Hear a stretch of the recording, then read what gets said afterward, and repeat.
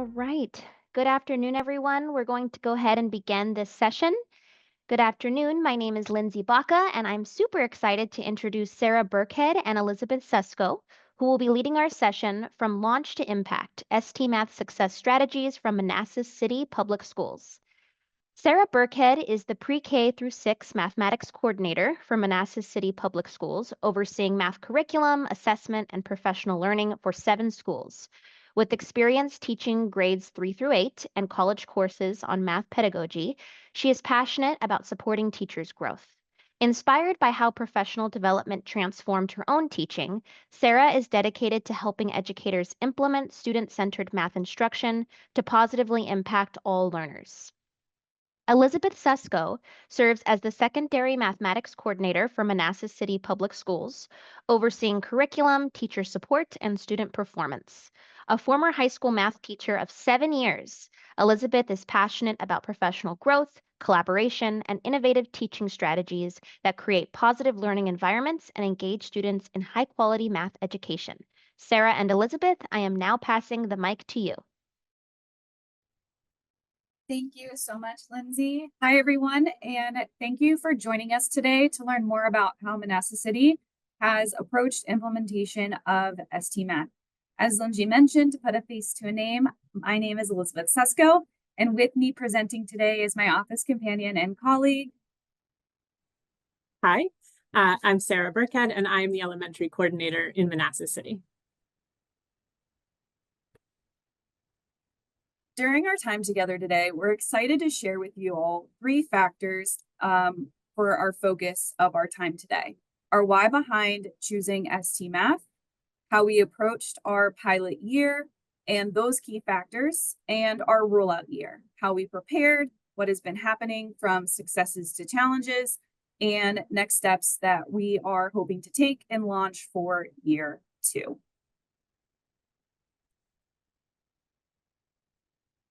There are many reasons why we chose ST-Math, as you can see here from your screen. As math division leaders, we were committed to finding a program that focused on prioritizing conceptual understanding of grade level concepts to improve our Tier 1 instruction. Since the pandemic, our division's math assessment scores have decreased to about 50% in many of our grade levels who take our state assessment K-8. We knew that bringing in ST-Math would help improve our Tier 1 instruction and in turn, over time, see gradual increase in state assessments. Another key factor for our decision was our student population in which we serve. Out of 7,335 students in our division, 41% of those are identified as multilingual learners, K-8. And 70% of our students have listed a different language spoken at home. Given ST-Math is mainly conceptually based, this greatly supports building our students' mathematical ability with the minimal language, if any, used throughout the program. And finally, it was also important for us that we selected a program that did not have student-facing interactions that were disconnected from the content. An example, a creation of an avatar, or kind of the gamification that is present in many program interfaces. Our focus was math and building that in our students in an engaging way.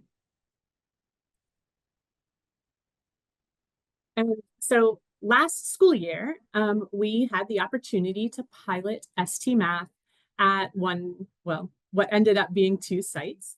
And we had a really strong pilot year, which we think has really helped with our success this year. So we wanted to share a little bit about that. Our pilot year was strong both in the student usage, and also the impact that we saw on student achievement. And there are 3 sort of intertwined reasons that we think this is the case. First of all, our pilot site, both of them in fact, self-selected. And what we mean by that is our primary pilot was at an elementary school, Hayden Elementary, and the principal there was our director of instruction 2 years ago. And so when we were learning about ST-Math and having Mind Education folks come and talk to us about the program, our director of instruction was participating in those conversations. And so in that role, she was convinced that ST-Math was the right solution for our students at this time. And so when she moved into the role as principal, she wanted to pilot ST-Math at her school. About halfway through the year, the principal of one of our intermediate schools, it's a very small grade 5 and 6 school, noticed that the STMath Gigi penguin was sitting on her Clever portal. And she came to me and she's like, Sarah, I want STMath. And so mid-year, we had a second pilot site, again, self-selected by the administration. As we know, administrative support is really important when you have an initiative in a building. The next thing that really helped our success was that at both sites, the STMath champion was a math specialist who was already on board with the program. So if you're new to STMath suggests that all implementation sites have a champion who's just responsible for really championing STMath and getting students and teachers excited and being a contact point. And I'm going to tell you a little bit more about the champion at Hayden in a moment.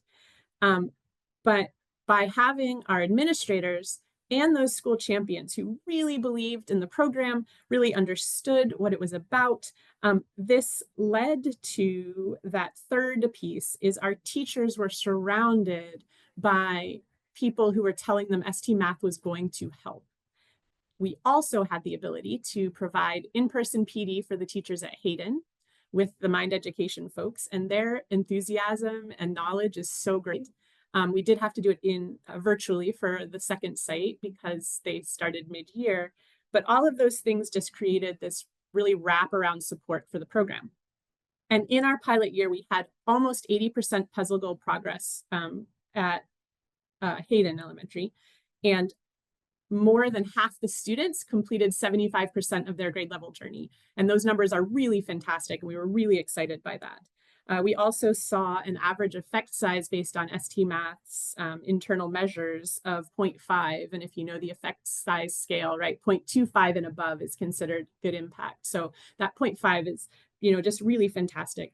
And also, we did an end of the year survey, and our staff at both sites were just really positive about STMath, something like 9.4 out of 10. And so we just really had this pilot year that started to create a lot of great buzz about the program.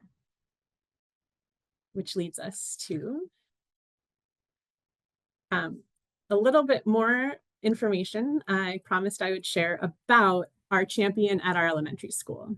So I want to preface this by saying that I have often described Alicia, who is wearing her Christmas sweater there right next to Gigi with our whole STMath educational support team from last year, as having superhuman abilities. So we really, really, truly believe that a huge portion of our success in our pilot year at Hayden was due single-handedly to Alicia. And I want to be clear that I'm not suggesting anybody do what she did, but I do think it can be done by a team of people, and that the things that she did were really important for creating an environment of success. She had the school covered with displays. Every hallway somewhere had a display with Gigi and STMath. She used the STMath resources online to create posters outside every classroom as well, so that walking down the hall, you could see how each class was doing. She personally monitored the student progress for every student in the building and spent her weekends creating certificates for students, which she then passed out the next week along with little Gigi prizes and swag that she had collected, so that the students knew that they were being recognized and felt important and excited. She also monitored the teacher dashboards, and when she saw that alerts were coming up where students were struggling and they weren't being responded to, she would personally go and respond to that student and that teacher. So just a huge amount of stuff she was doing in the building. She also met biweekly with our STMath success managers, and every time she met would contact me with new resources that they had shared that she was using right away. She took advantage of everything that they had to offer, including having Gigi come and visit our building in December, which was fun. And so when I asked Alicia how it was that she had gotten such great success, she said, and I quote, "I went all in and cheered everybody on. I became an STMath cheerleader. I became a cheerleader for the kids and let them know that this is exciting and praised their accomplishments, no matter how small. This energy spilled over to teachers and encouraged them to be invested in STMath too. They appreciated the excitement of their kids.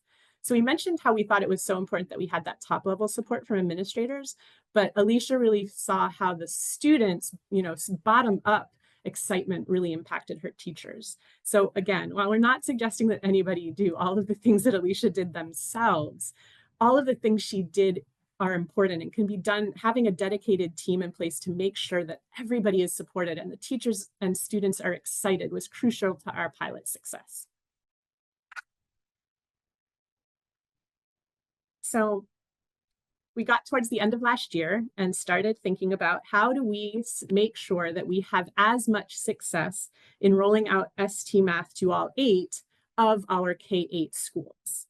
So we started a conversation with our professional learning team to get them on board with STMath. In part, this was possible because we took advantage of every free thing that Mind Education offered us.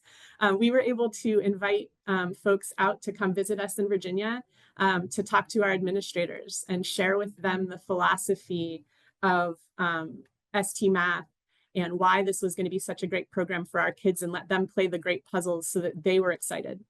We were able to offer a summer session for our champions, our professional learning team, our IT school-based staff, so that we were able to hit the ground running with all the elements of success in place for our schools at the building level. And after we saw how great those sessions were, we committed to providing in-person professional learning to our teachers. So we took advantage both of the free training that is part of our contract and also committed to buying additional training so that we could offer STMath 101 and STMath 102. That's the foundations of STMath and supporting students in STMath to all of our teachers in person. We really felt that the enthusiasm and knowledge of the trainers was important enough to make that commitment. The Mind Education team's dynamic presentation style was just better than we would be able to have done if we had tried to do it in-house or just use the asynchronous trainings. The other thing that was really important is at Hayden, during our pilot year, teachers began to bring up STMath during their collaborative learning team meetings, particularly when the kids would say, oh, I did this in STMath, or I already learned this from Gigi, right? And so our math team, Elizabeth, myself, our champions, intentionally took all of the STMath puzzle talks and found where they fit into our planning documents. We planned out in advance several conversations in each grade level that our champions would lead to talk about how STMath fit into our content. And we wanted to make sure that teachers saw STMath as part of our program. And finally, looking to be proactive in ensuring that success was possible for all of our teachers and all of our students, we reached out to nearby district leaders who were already using STMath for advice, particularly on how to roll out to secondary students. The little animated penguin is not necessarily quite as inspiring to older students as it is to the littles. So Elizabeth, do you want to share how that helped you reaching out to our colleagues? Absolutely. I think, as Sarah mentioned, once you hit that middle school age, especially for us, middle school is 7th and 8th grade. That is one building, so it's not necessarily your traditional 6, 7, 8.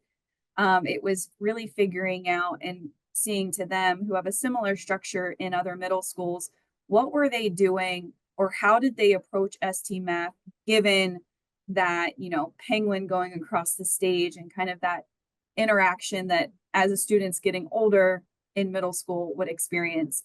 And so they gave great advice around how to intentionally look at the conversations with teachers around STMath. Again, utilizing the education, the STMath specialists for support and help as needed, those champions and those key people that were there to really make the ground running, and then just having an intentional focus throughout and then being consistent with that focus. So before I continue speaking to year 1 implementation and kind of what that looked like, I did just want to pause for a moment. I didn't see any questions in the chat, but I did just want to take a moment to see if any questions have come up around our rollout or our pilot year, specifically from anyone in the group.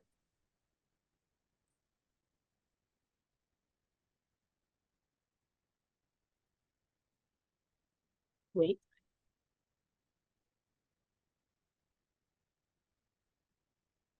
Okay, feel free again in the chat to add anything if anything comes up. So to iterate what Sara had said just moments ago, how we went about the preparation of our rollout, taking advantage of any of all resources, free or paid, that STMath had to offer was really kind of a big thing and a huge thing for us being such a small division. As she mentioned as well, this started with having multiple conversations with our director of professional learning and that professional learning team, where the focus of those meetings was committing to the time within our division's professional learning calendar for those multiple opportunities for our teachers to engage with STMath in person. So again, as Sara mentioned, we had STMath trainers come in, do both sessions, 101, the launch, and 102, responding to the data with our buildings. And, you know, to sing praises, the value in in-person training was unmatched. The trainers themselves, the knowledge that they have, the interactions that, you know, it allowed our teachers to engage with them and themselves and each other more in the learning process, I think was really kind of what made it so valuable across the board. We also made sure that the training was timed right. So not only within the restrictions that our division calendar presented us, but also making sure that the second professional learning, that 102, was in the recommended window of time that STMath had suggested. So about three or so months after kind of the initial school year is starting, so that when teachers are going in and getting that 102 professional learning, that they're seeing that data and can have those open conversations and ask anything and everything that they might need for their support. So I think my biggest advice that I would give to any of you in this virtual room today is, whether you're a teacher wanting to get this for your school, you're a principal, you're a division leader, is to be true to the needs of your school, your teachers, and consider asking not only how would my teachers get the most out of their learning, is that an in-person piece, is, you know, deciding what professional learning is best, but also, you know, what's going to be the best for teachers to support the needs of our students that are there. In addition, our champions work with teachers individually as grade level teams to access additional professional learning. So that's either in-house or through the STMath Academy. And Lindsay did provide that link in the chat for you all, as well as STMath's professional learning catalog. So again, that you all can see all of the types of professional learning that they have to offer and determine really what's best for your schools, divisions, however you all are here today for. And then the second most important part of our year one implementation was the way in which we handled communication across all of our schools. So from the beginning, as division leaders, we were clear and consistent in communicating expectations for usage and use of instructional time for STMath. At the K4 level, our champions shared sample schedules to show how STMath fits into math workshop structures of their math block. So our math blocks are roughly 90 minutes.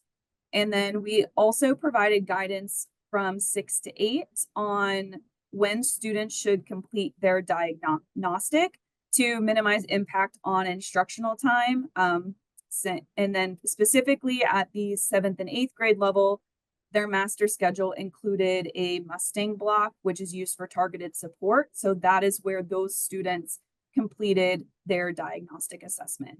And working with our middle school level, they do have a block scheduling. So the teams were told that they have to have STMath as part of their instructional block via a station, and that their goal was to get at least 20 to 30 minutes a week. Now, that is lower than STMath's recommended time a week for, you know, a 7th and 8th grade level. However, given the circumstances of just our block scheduling and our, you know, the scheduling of the teachers, we kind of worked with the building administration to kind of find a happy medium with that would work for a teacher only seeing their students twice a week versus, or 3 times a week versus every day. And then from all levels of educational leadership, we regularly minded teachers about how to get students on STMath and support students with alerts. And so this would happen through conversations with building principals, specifically within that elementary level. And then, of course, as division leaders, Sara and I cannot take all the credit for our year one success this far without acknowledging our champions. From the very beginning, we were intentional about giving our champions as much support as they needed. They have regular opportunities to check in with each other at the K6 level, formally and as needed. And then for my 7th and 8th grade, since I do only have one building, it's the communication when they need it as well. During these meetings, it set reasonable expectations on, what they could do at their schools, making sure the champions were not overwhelmed, but that they're able to support their teachers and students in their success with STMath. We've also taken advantage of our educational support specialists when needed. And so if you already have STMath in your schools or you're looking to get that, again, use them in any and all possible ways. They have so many ideas and supports that you might not think of in your first year, 2 years, or even 7 years of STMath that they can be a great deal of help for. So how is it going since our K-8 launch of STMath back in August? We've had many successes and areas of challenges, and we'll kind of share those challenges with you all as well. But what I would first like to draw attention to is the images that you see to the left of your screen. This image compares our pilot year average minutes. So primarily our one school. I know, Sara did mention to you all, we had a school start mid-year, but this is primarily that one school of Hayden Elementary to our entire 8-school rollout this year. As you can see, usage is not as strong, but for us, given the increase in number of students, classrooms, schools, we're extremely happy with seeing the usage consistently and fairly high. Yes, there are some lows that are there that can be taken for a variety of reasons, holidays, snow days, all that you can think of, but we are very proud of all of our schools, our champions, in this average that you're seeing. And while the end of the school year isn't at a close yet, our data as of now is showing about an average of more than 90% of our students are regularly using or logging into STMath.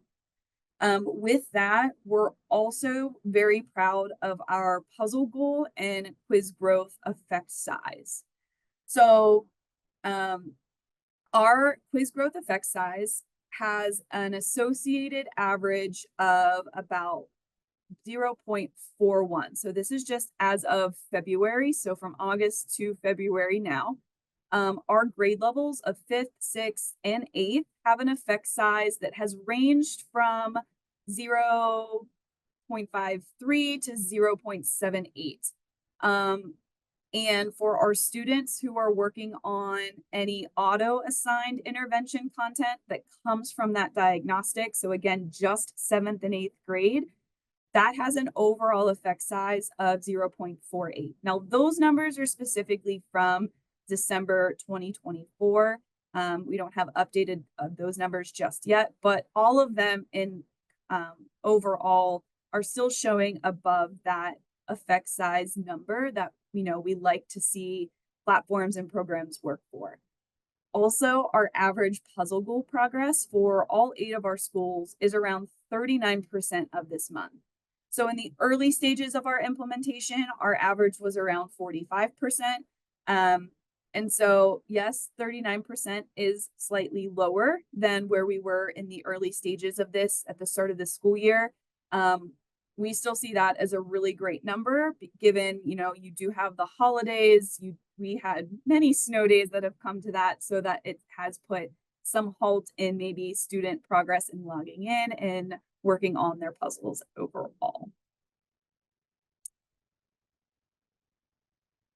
And as we know, not everything is perfect, and that with any implementation, there are challenges that will present themselves.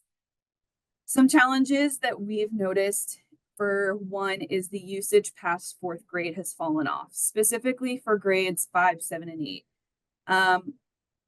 For the middle school level, some of that usage drop off is just for the inconsistency of the usage within either station rotation, workshop model that's occurring within most of our classrooms. And Sarah, I don't know if you want to speak to for 5th grade where you're seeing that the usage. Yeah, I mean, I think you nailed it, is that our teachers are inconsistent with their skills. And it just so happens that a lot of our 5th grade teachers are new teachers. Their math structures aren't as strong. And so they're not getting as much instructional time dedicated to ST-Math. In addition to that, another thing that we're seeing is that some classrooms, again, some, not all, are using ST-Math as a babysitter. And so, what we're saying is a babysitter, that everyone at one time is completing ST-Math. So again, it's that inconsistency of the purpose and intention of it happening during a station. And it might be solely being everyone's instruction for an X amount of time within the course. And I think also, Sarah, you're seeing similar in the elementary as well within that regard. Yeah, and again, it's, the teacher is the most impactful element in any classroom. And so we want our teacher teaching always. And so if you have every kid on ST-Math, and here's the part that's a problem. Every kid on ST-Math and the teacher is doing something else at his or her desk, right? That is not acceptable. And we've had teachers say, but I don't know how to respond to alerts. And so our response is, okay, great. On Fridays, why don't you do 15, 20 minutes of whole class ST-Math, and you can pull one kid at a time, or this group of 3 kids who are struggling. But what we just can't see is regularly walking into a classroom where every student is on ST-Math and the teacher isn't teaching anyone. That is not the best use of our overall instructional resources. And we want to just disrupt that as an accepted practice. And Sarah mentioned the teacher response to student alerts. Again, that is a challenge that we are seeing, even though the data PL 102 does support how to address those things. I think one thing that, as our division leaders, I think, we can work on as a moving forward is, what more professional learning can we support our teachers in with managing those alerts. And again, it's not all of our teachers that are not responding to student alerts. But I think sometimes it's the management of those and the overwhelmingness that can be. And so then that in turn can maybe affect many other things that within ST-Math. So if a student is stuck, they can't really go any further in their journey or their progress. So it's, how to support teachers in that management and kind of keeping up with those in a reasonable, manageable way. And then also our students, so that they're not getting frustrated because they're seeing all these alerts and they just can't move forward. And so that's kind of some of our challenges and how we're addressing them. We'd love if, any of you have experienced similar challenges to what we've mentioned. If you could share maybe something that you've tried to kind of combat that, we'd love to, hear that for the group as well. Or Lindsay, we understand you have a lot of experience in this area, supporting, giving ideas to schools and classrooms about maybe some challenges that, if you have any that can either help us or help the group, we'd love to hear that as well. Sure. And if anyone has any things that they've tried that have really worked out well, feel free to drop those into the chat now. And in order to not steal too much time from Elizabeth and Sarah right now, I've prepared a list of links that target these challenges directly. Don't worry about saving them all right now. They're all going to be available for you on Whova afterwards. But just to debrief on a few, that first one, the usage challenge toolkit, that's a game changer at schools, even for your middle schoolers who are too cool for school. They are naturally going to be externally motivated. They want to be high users. They want those incentives. They want the recognition. Setting up a usage challenge. If you attended a previous session that talked about March Madness, March is right around the corner. Great opportunity to do one. The second resource, the walkthrough form. That walkthrough form is designed for teachers and administrators to reflect on their own classrooms to make sure that ST Math time looks like and feels like what it should in order to promote student success. So go through that. You can even ask a colleague to walk through, spend 15 minutes in your room during ST Math time and look for those look-fors on the document to make sure that you are meeting all the benchmarks to give students what they need to succeed. There's 2 links there as well on how to monitor your data, how to respond to alerts. Make sure you're logging into your dashboard at least a couple times a week to be responsive to that data. Like Elizabeth mentioned, as much as ST Math is designed to be a self-paced platform, it also requires some teacher responsiveness to support those students when they're struggling.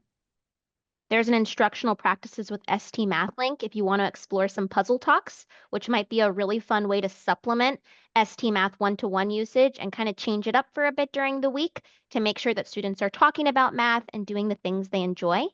And then lastly, I'm going to drop a link with a bunch of different support strategies on how to support struggling students with math tools, with the problem-solving process, with different built-in features in the game, lots of different things to support you there. Thank you, Lindsay.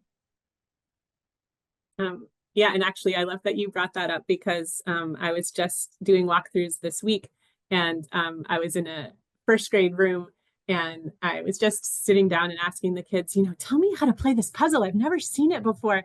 And this kid got so excited, and he presses his paws and he starts circling all the stuff on his screen and showing me exactly how the game works. So it really is like even first graders can learn all those tools and use them to help. So I love that you brought that up. All right, so what's next, right? We think that our pilot year went great. We think that our first year is going really well. And in fact, coming up, we're really excited. We have a elementary Title I Math and STEM night where we invite businesses from around our community to come in and tell our families how they use math in their daily lives and work. And we are having Gigi have a table. So we're having that coincide with our ST Math Family Math Week. And we're going to have a table set up. We have Gigi visiting that week. And so families will be able to come and interact with the family game there at the STEM night. They'll be able to, say hi to Gigi, and we're going to really build up that excitement. We hope, both with our kids that we do all the time, but also with our families. But as we look forward to next year and how to ensure that our second year of whole district implementation is successful, we're already thinking about how to launch next year, thinking about our challenges, thinking about the fact that we know we're going to have staff turnover. And we're committing to continuing in-person professional learning, both for our returning staff and for our new teachers who might be implementing ST Math for the first time. As I said, we do plan to continue that in-person learning with folks from Mind Education, and we've really considering doing the puzzle talk professional learning for all of our teachers so that we can build that integration between ST Math as a math tool that students use and as overall part of mathematics instruction as it becomes part of lessons. We also plan to continue to expand the ST Math integration into our math planning documents. The same walkthroughs where I was having first graders explain games to me, we noticed some games that aligned perfectly with some of the fluency strategies that have really been giving some of our teachers challenges and they're not sure how to teach them. And so we made some notes and we're like, we're going to put these into the planning guides for next year so that when we get to this place and we know teachers are looking for resources, they can pull up and play Gigi together and look at how Gigi is using these strategies to really build that 360-degree math support for our teachers and students. We're also responding to our current challenges by thinking about how to support our teachers in better using their math workshop structures. We have a lot of new teachers. We expect that to continue next year. And so how do we just help our math block as an entirety be more productive so that we have more productive time for ST Math as a learning station, but also ST Math as a tool for supporting small group instruction. And we are also continuing to take advantage of all of the data resources that Mind Education provides us. They will analyze data education support specialists, can give access to snapshots and year progress that we can't see on our own dashboards. They're analyzing for us our state data in correlation with STMath usage so that we can really try to see what is working, where are we getting impact, where are our kids struggling. I know specifically, and I meant to go jot this down and I forgot, but there was one particular puzzle standard, that the first time we looked at it with our support person, the effect size was basically 0. And I checked it again later and it was still there. So we're having a real problem. The kids in this content, it was 4th grade, I can't remember what it was right now, but they're not getting it from Gigi and they're not getting it from our teachers. So that gives us really important data and some things we need to work on instructionally to help support our students.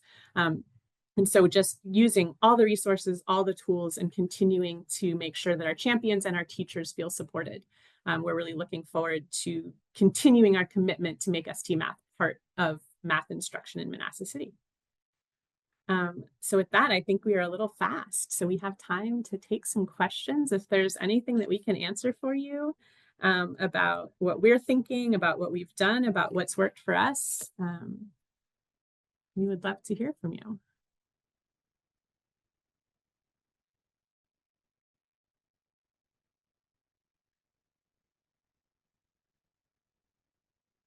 And I totally going to call out, I think I saw some of our math support folks in this room, so I don't know if they're still here, but if they are, I'd love their view on what's working and what they're struggling with.